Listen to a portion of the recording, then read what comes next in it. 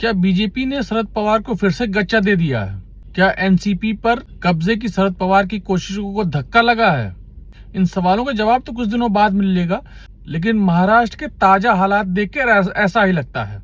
अजित पवार के निधन के 4 दिनों बाद ही उनकी धर्मपत्नी सुनेत्रा पवार ने उनकी गद्दी संभाल ली है।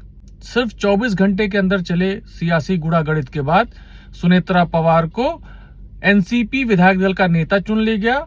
इसके साथ ही उन्हें महाराष्ट्र कैबिनेट में उप मुख्यमंत्री का दर्जा भी मिल गया। सुनेत्रा ने राजभवन में डिप्टी सीएम पद की शपथ ले ली।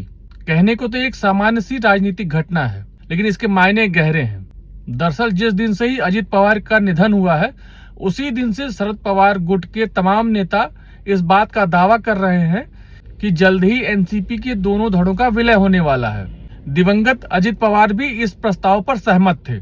दूसरी तरफ शरद पवार गुट के तमाम दावों के बावजूद अजित पवार गुट के तमाम नेता इस मामले पर चुप्पी साधे हुए थे।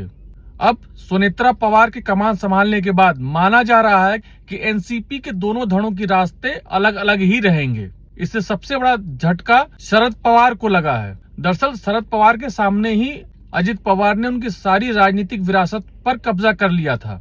सिर्फ पार्टी और चुनाव चिन्ह ही नहीं, जनता के दिलों में भी उन्होंने यह साबित कर दिया था कि शरद पवार का कोई असली उत्तराधिकारी है तो वह सिर्फ वही है। एनसीपी के वोटर ने अजित पवार को शरद पवार के राजनीतिक उत्तराधिकारी के रूप में स्वीकार कर लिया था, लेकिन अजित पवार के असामयिक निधन के बाद यह सारा गणित ही फेल हो गया।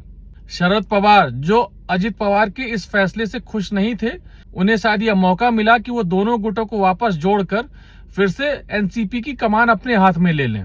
कमान संभालने के बाद उनके पास यह शक्ति आ जाती कि वह अपना राजनीतिक उत्तराधिकारी किसी और को बना सकते थे। वह सुप्रिया सुले हो सकती थी, रोहित पवार भी हो सकते थे, या कोई अन्य भी हो सकता था। लेकिन अजित पवार के समर्थकों, उनकी पत्नी और बेटों ऐसा मास्टर स्ट्रोक चला है कि शरद पवार के हाथ फिर से बंध के रह गए हैं। इस पूरे घटनाक्रम का एक दूसरा एंगल भी है। हो सकता है बीजेपी के इशारे पर शरद पवार को झटका देने के लिए अजित समर्थक नेताओं ने यह रणनीति बनाई हो और बीजेपी ने पर्दे के पीछे से इसका समर्थन किया हो।